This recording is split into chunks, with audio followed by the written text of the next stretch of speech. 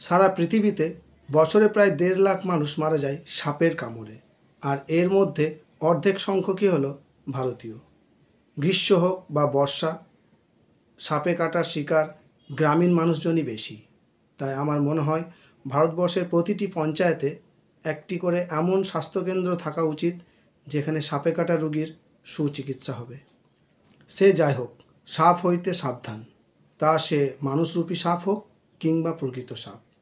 শোনা যায় সাপেরা নাকি ভয় পেয়ে আত্মরক্ষার্থে ছোবল মারে, তা সে ভয়ে হোক বা ভালোবেসে হোক, ছোবল মারলেই সেটা প্রাণঘাতী হতে পারে যদি না আমরা সচেতন হই। সচেতনতার কথা এই কারণেই বললাম, ভারতবর্ষের বেশিরভাগ সাপে কাটা রোগী সচেতনতার অভাবেই মারা যায়। তাহলে সাপে কাটলে কি করণীয়? প্রথম কাজ হলো ভয় না পাওয়া, রুগীকে আশ্বস্ত করা যে ভয়ের কোনো কারণ নেই। কেননা সাপে কাটা রুগীরা আতঙ্কের কারণে বেশিরভাগ হার্ট ফেল করে মারা যায়। এখন প্রশ্ন হলো ভয় পাবে না কেন? তাহলে বলি, প্রথমত ভারতবর্ষে প্রায় 300-র অধিক প্রজাতির সাপ রয়েছে। তার মধ্যে মাত্র 60 রকম প্রজাতি বিষাক্ত।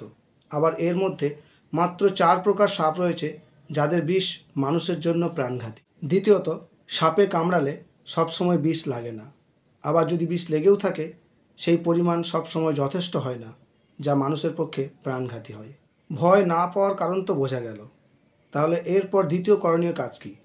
দ্বিতীয় করণীয় কাজ হলো যত দ্রুত সম্ভব সময় নষ্ট না করে নিকটবর্তী হাসপাতাল বা চিকিৎসা কেন্দ্রে নিয়ে যাওয়া, যেখানে সাপে কাটা রোগীর চিকিৎসা করা হয়। তৃতীয়ত, কোথাও কোনো রকম বাঁধন দেবে না, যেটা আগে চিকিৎসকরা বলতো।